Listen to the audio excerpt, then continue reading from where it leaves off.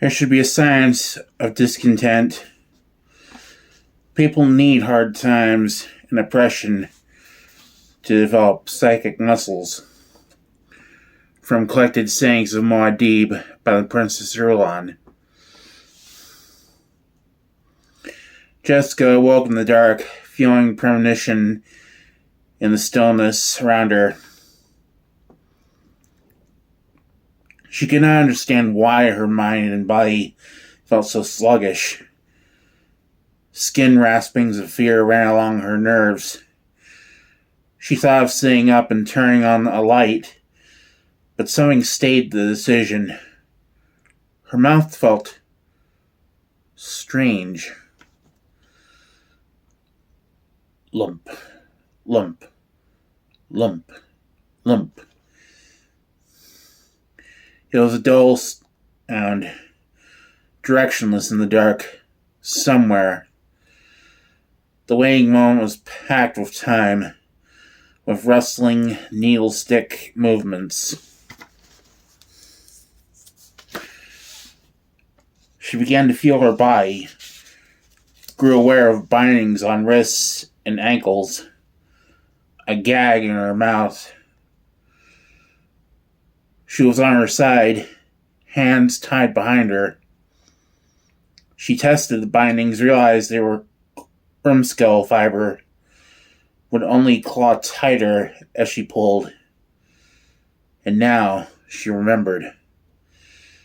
There had been movement in the darkness of her bedroom. Something wet and pungent slapped against her face, filling her mouth, hands grasping for her. She had gasped, one indrawn breath, sensing the narcotic in the wetness. Consciousness had receded, sinking her into a black bin of terror. It has come, she thought. How simple it was to subdue the Bene Gesserit. All it took was treachery. Howard was right. She forced herself not to pull on her bindings. This is not my bedroom, she thought. They've taken me someplace else.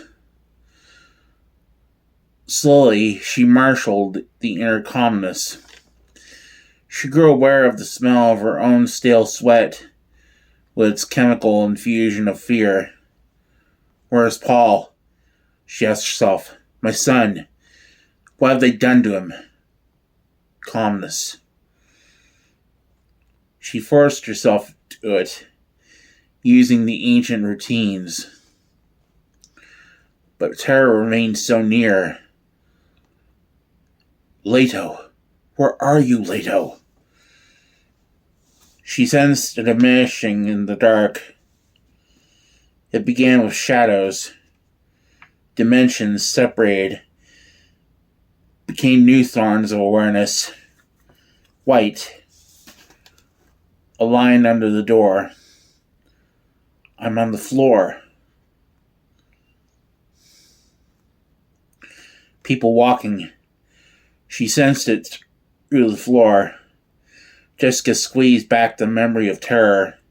I must remain calm, alert, and prepared. I may get only one chance. Again, she forced the inner calmness. The ungainly thumping of her heartbeats evened, shaping out time. She counted back. I was unconscious about an hour. She closed her eyes, focused her awareness onto the approaching footsteps. 4 people. She counted the differences in their steps. I must pretend I'm still unconscious. She relaxed against the cold floor, testing her body's readiness. Heard a door open, sensed increased light through her eyelids. Feet approached, someone standing over her. You're awake, rumbled a basso voice. Do not pretend. She opened her eyes. The Baron, Vladimir Harkonnen, stood over her. Around them, she recognized the cellar room where Paul had slept, saw his cot at one side, empty. Dispenser lamps were brought in by guards, distributed near the open door. There was a glare of light in the hallway beyond that hurt her eyes. She looked up at the Baron. He wore a yellow cape that bulged over his horrible suspensors. The fat cheeks were two cherubic mounds beneath the spire-black eyes. The drug was timed, he rumbled. We knew to the minute when you'd be coming out of it. How could that be? She wondered. They'd have to know my exact weight, my metabolism, my Huey. Such a pity you must remain gagged, the Baron said. We could have such an interesting conversation. Huey's the only one it could be. She thought, how? The Baron glanced behind him at the door. Come in, Peter. She had never before seen the man who entered to stand beside the Baron, but the face was known, and the man, Peter de Vries, the Mentat assassin. She studied him. Hawk features, blue ink eyes that suggested he was a native Arrakis, but subtleties of movement and stance told her he was not. And his flesh was too well earned with water. He was tall, though slender, and something about him suggested effeminacy.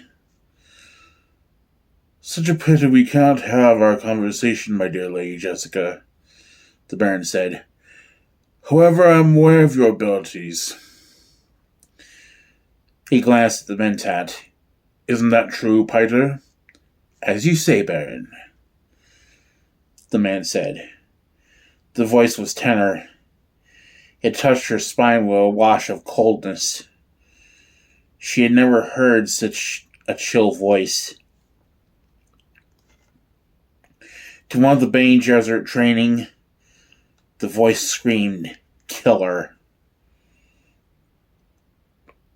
I have a surprise for Peter, the Baron said. He thinks he has come here to collect his reward. You, Lady Jessica. But I wish to demonstrate a thing that he does not really want you. You play with me, Baron? Peter asked, and he smiled. Seeing that smile, Jessica wondered what the Baron did not leap to defend himself from the spider. Then she corrected herself. The Baron could not read that smile. He had not had the training. In many ways, Peter is quite naive, the Baron said. He doesn't admit to himself what a deadly creature you are, Lady Jessica. I'd show him, but it'd be a foolish risk. The Baron smiled at Peter, whose face had become a waiting mask. I know what Peter really wants. Peter wants power. You promised I could have her, Peter said. The tenor voice had lost some of its cold reserve. Jessica heard the clue tones in the man's voice, allowed herself an inward shudder. How could the Baron have made such an animal out of a Mentat? I give you a choice, Piter, the Baron said. What choice? The Baron snapped fat fingers. This woman in exile from the Imperium, or the Duke of Atreides on Arrakis to rule as you see fit in my name.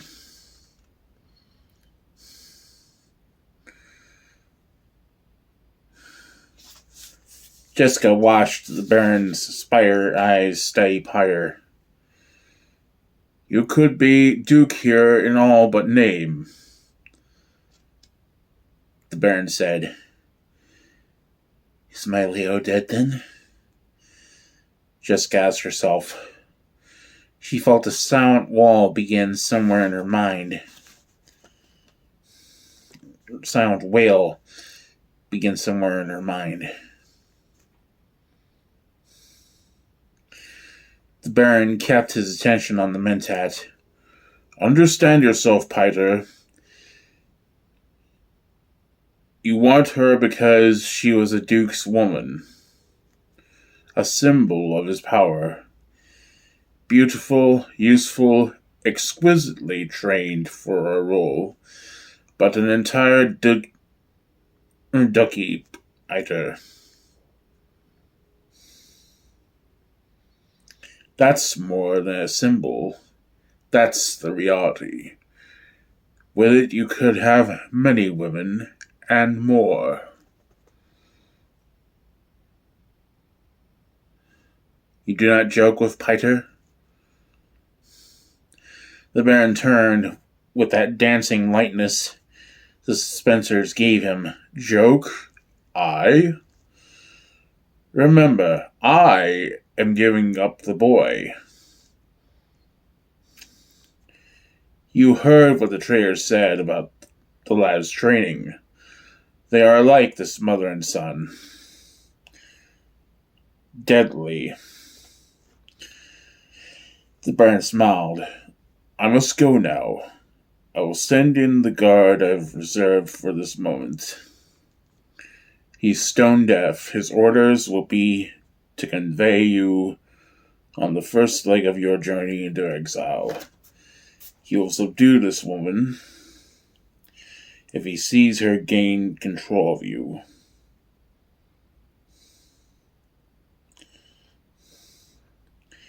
He will not permit you to untie her gag until you're off Arrakis. If you choose not to leave, he has other orders. You don't have to leave, Piter said. I've chosen. Ah. The Baron chortled. Such a quick decision can mean only one thing. I will take the Dookie.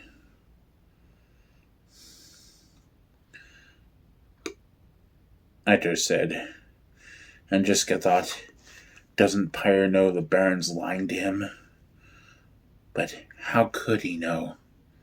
He's a twisted mentat. The Baron glanced down at Jessica. Is it not wonderful that I know Piter so well? I wagered with my master-at-arms that this would be Piter's choice. Ha! Well, I leave now. This is much better. Much better. You understand, Lady Jessica. I had no rancor toward you. It's a necessity. Much better this way. Yes. And I've not actually ordered you destroyed. When it's asked of me what happened to you, I can shrug it off in all truth. You leave it to me then? Pyre asked. The guard I send you will take your orders. The Baron said, Whatever's done, I leave to you. He stared at Piter. Yes, there will be no blood on my hands here. It's your decision. Yes, I know nothing of it. You'll wait until I've gone before doing whatever you must do. Yes. Well, yes. Yes. Good. He fears the questioning of a truthsayer, Jessica thought. Who? The Reverend Mother. Gaius Unmahim. Of course. If he knows he must face her questions, then the Emperor is in on this for sure. Oh, my poor Leto. With one last glance at Jessica, the Baron turned, went out the door. She followed him with her eyes, thinking, it's as the Reverend Mother warned. Too potent an adversary. 2 Harkonnen troopers entered. Another, his face a scarred mask, followed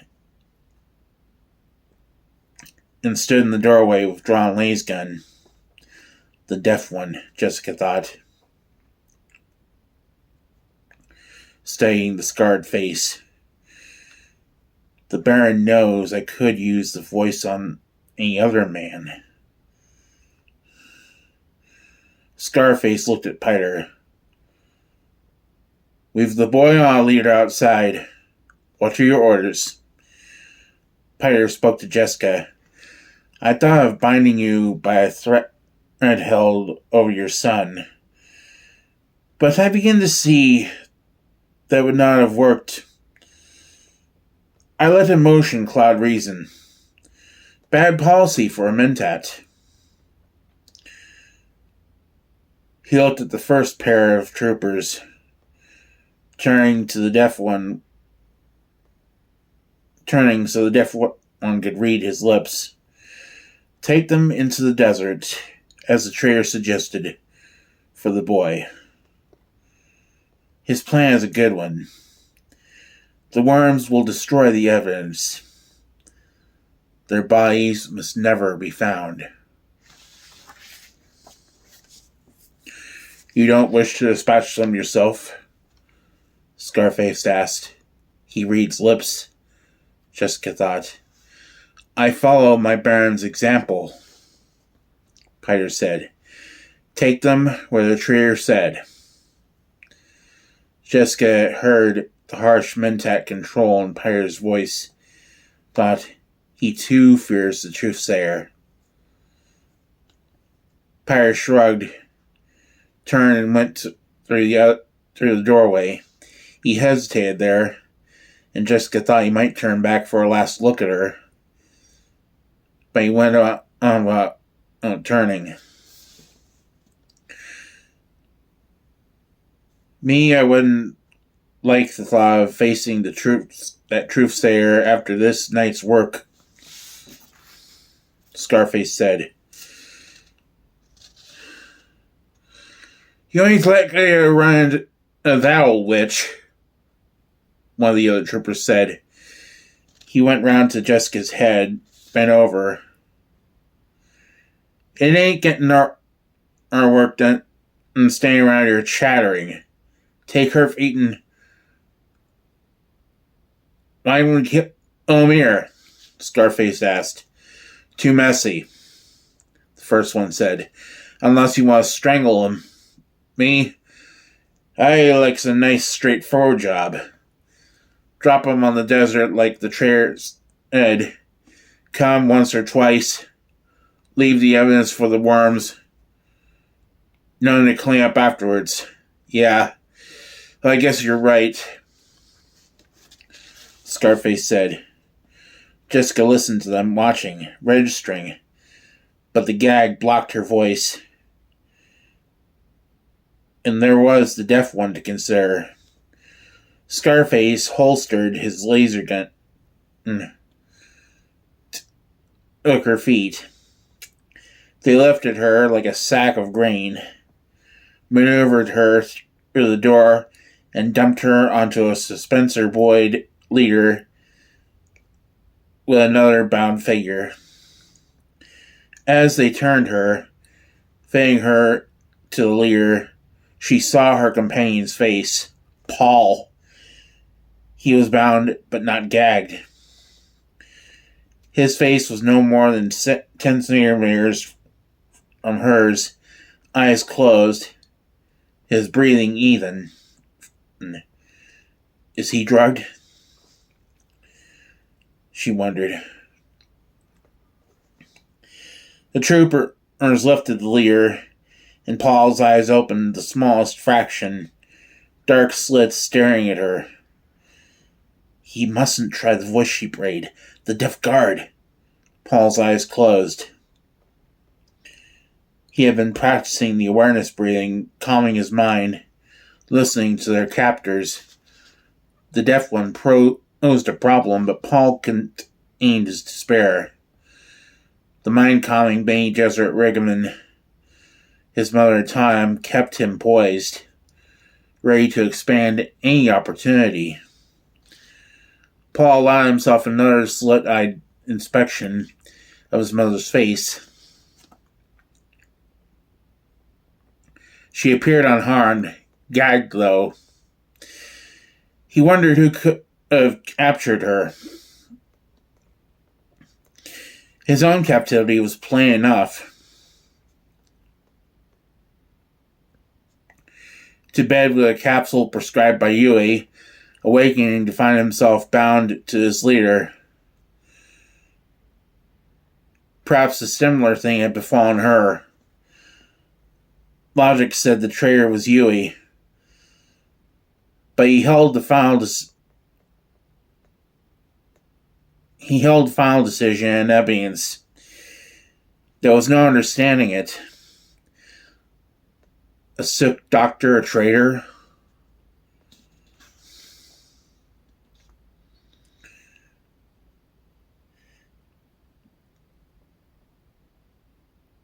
The leer tipped slightly as the Harkonnen's troopers maneuvered it through a doorway into starlit night. A Spencer boy rasped against the doorway. Then they were on sand, feet graying in it. A thopter wing loomed overhead, blinding the stars. The leer settled to the ground. Paul's eyes adjusted to the faint light. He recognized the deaf trooper as the man who opened the thopter door peered inside at the green gloom illuminated by the instrument panel. "This is the thopter we're supposed to use?" he asked and turned to watch his companion's lips. "It's the one the trader said was fixed for desert work," Yost said. Scarface nodded. "But it's one of them little liaison jobs. Ain't room in there for more than them than two of us. Two's enough," said the leer bearer, moving up close and presenting his lips for reading. "We can take care of it from here, can it?" "The Baron he told me to make sure what happened to them two," Scarface said. "What are you so worried about?" asked another trooper from behind the leer bearer. "She's a Bene Gesserit witch," the deaf one said. "They have powers." "Ah."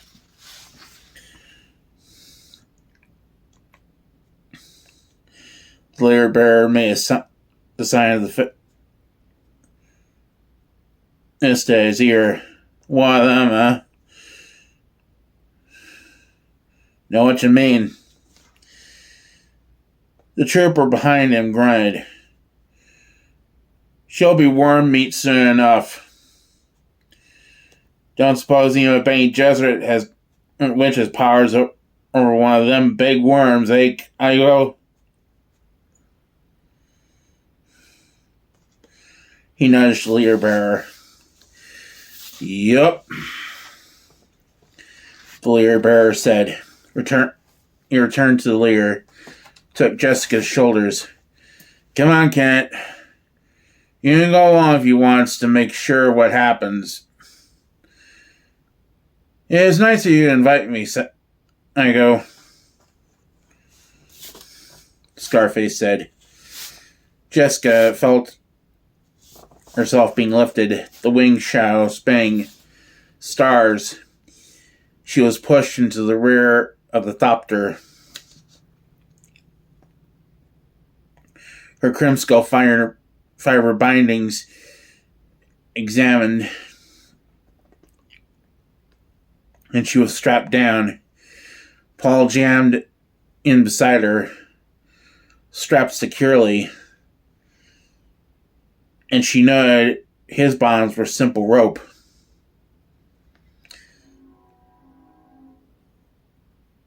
Scarface, the deaf one they called Kennett, took his place in front. The leader bearer, the one they called Saito, came round and took the other front seat. Kennett closed the door, bent to the controls. The thopter took off in a wing-tucked surge, headed south over the shield wall. Sago tapped his companion's shoulder. Why don't you turn around and keep an eye on them, too?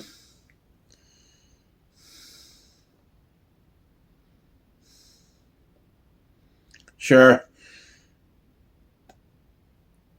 Sure you know the way to go? Kenneth watched Sago's lips. I listen to the traders, same as you. Kenneth swallowed his seat. Jessica saw the glint of starlight on a laser gun in his hand. The thopter's light-walled interior seemed to collect illumination as her eyes adjusted, but the guard's scarred face remained dim. Jessica tested her seatbelt, found it loose. She felt roughness at the strap against her left arm. Realized the strap had been almost severed. Would snap was a sudden jerk. Has someone been at the thopter preparing it for us? She wondered. Who? Slowly, she twisted her bound feet clear of Paul's. Sure do seem ashamed to waste a good-looking woman like this, Scarface said. You ever have any highborn types? He turned to look at the pilot.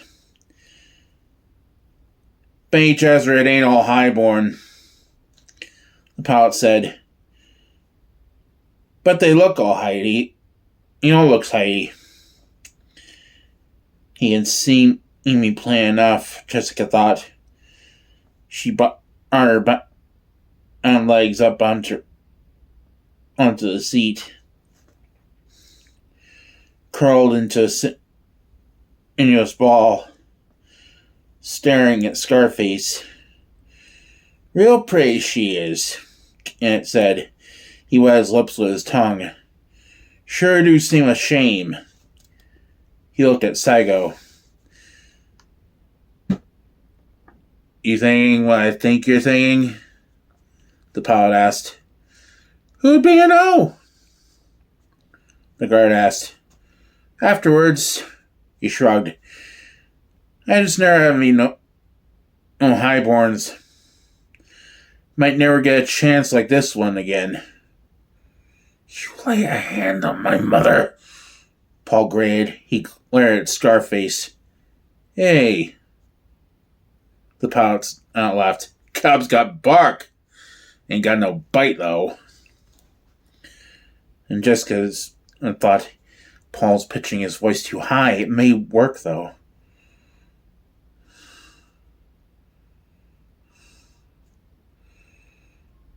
They flew on in silence.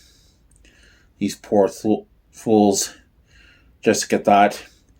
studying her guards and reviewing the Baron's words. They'll be killed as soon as they report success on their mission. The Baron wants no witnesses. The thopter banked over the southern rim of the shield wall, and Jessica saw a moon-shadowed expanse of sand beneath them. This ought to be far enough, the pilot said. The trader said to put him on the sand anywhere near the shield wall. He dipped the craft toward the dunes in a long falling stoop, brought it up stiffly over the desert surface. Jessica saw Paul begin taking the rhythmic breaths of the calming exercise. He closed his eyes, opened them. Jessica stared, helpless to aid him. He hasn't mastered the voice yet, she thought. If he fails...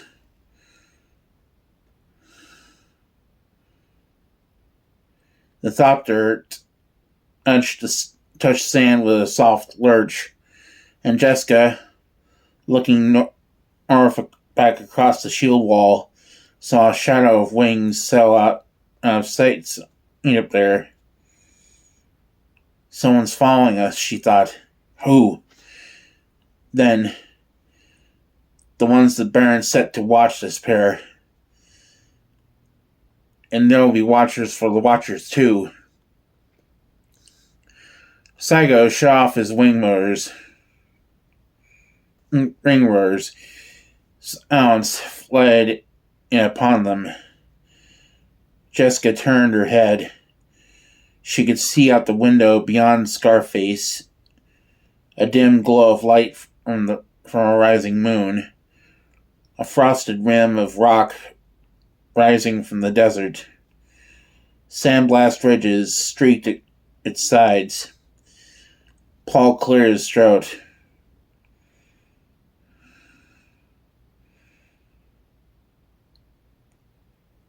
The pilot said, Now can it? I know, Saigo. Saigo turned and said, Look. He reached out for Jessica's skirt. Remove her gag! Paul commanded. Jessica felt the words rolling in the air. The tone, the timbre. Excellent. Imperative. Very sharp.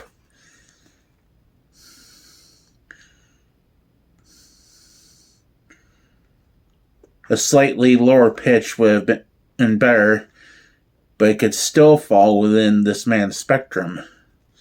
Saigo shifted his hand up to the band around Jessica's mouth, slipped the knot on the gag. Stop that! Kenneth ordered. Shut your trap, Saigo said. Her hands are tied. He freed the knot, and the binding dropped. His eyes glared as he studied Jessica. Kenneth put a hand on the pilot's arm. Look, Saigo, no need to... Jessica twisted her neck, spat out the gag. She pitched her voice in low, intimate tones. Gentlemen, no need to fight over me. At the same time, she writhed sinuously for Kenneth's benefit.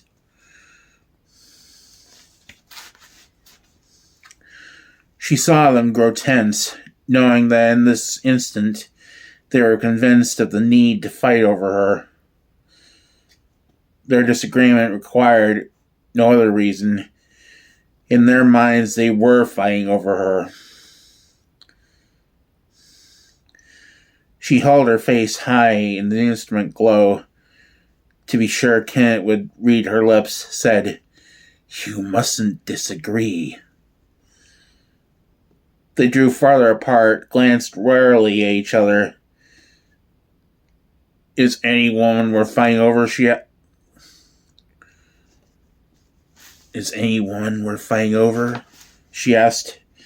By uttering the words, but by being there, she made herself infinitely worth their fighting.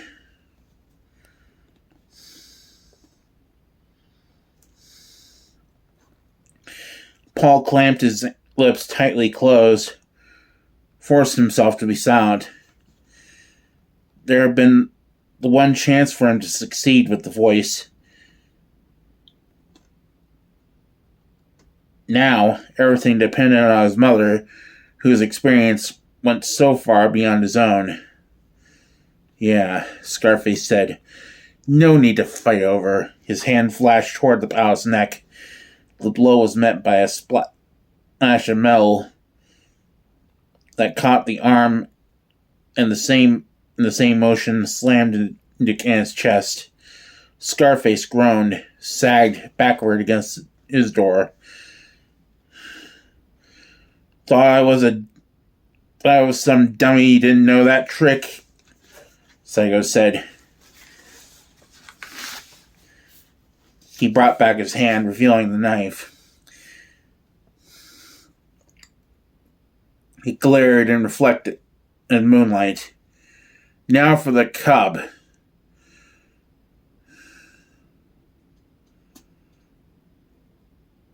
He said, and leaned toward Paul. No need for that, Jessica murmured. Psycho hesitated. Wouldn't you rather have me cooperative? Jessica asked. Give the boy a chance. Her lip curled in a sneer. Little enough chance he'd have out there in the sand. Give him that and... She smiled. You could find yourself well rewarded. Psycho glanced left, right, returned his attention to Jessica.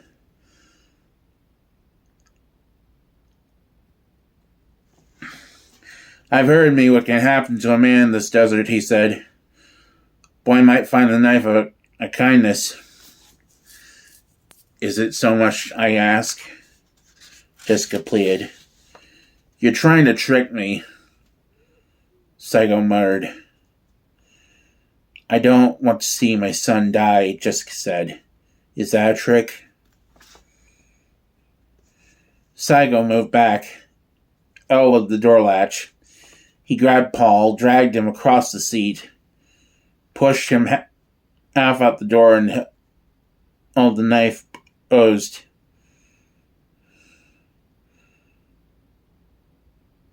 What do you do, Cub, if I cut your bonds?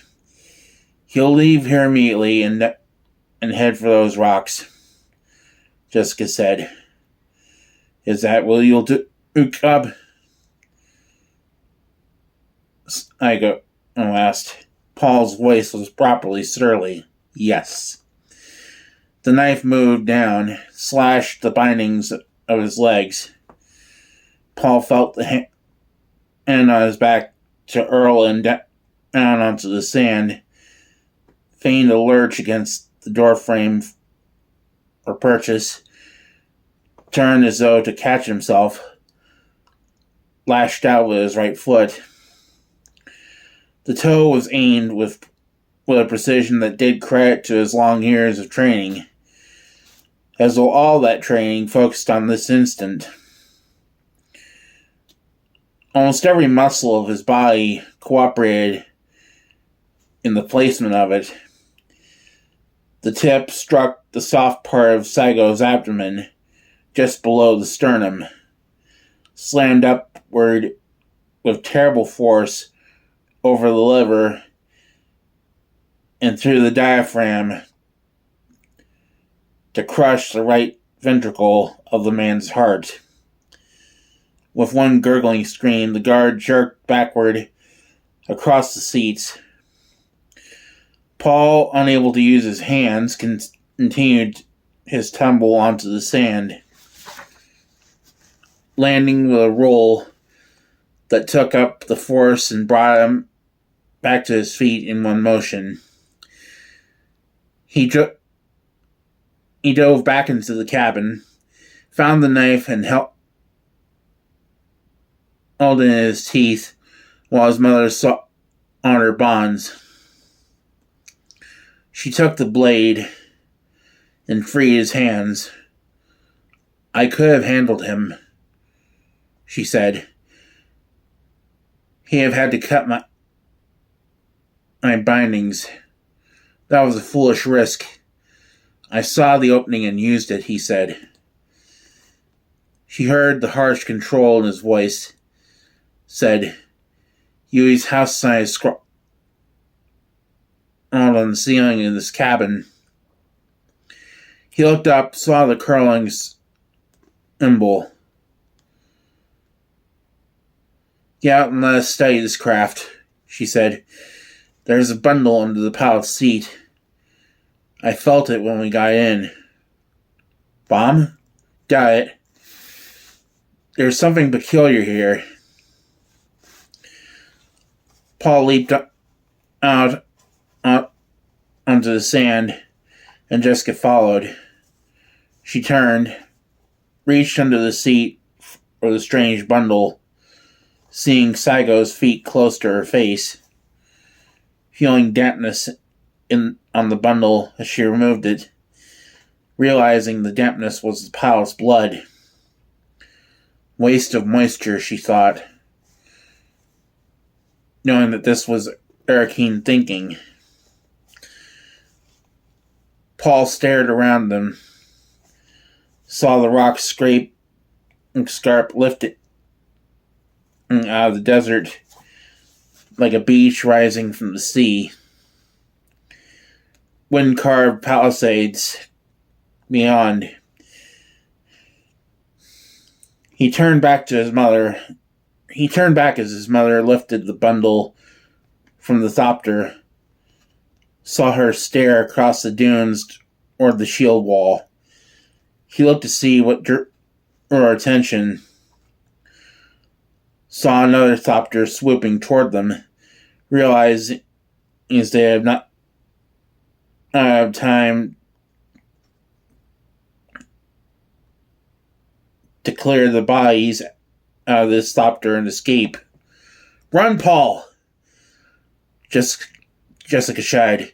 "It's Harkonnens!"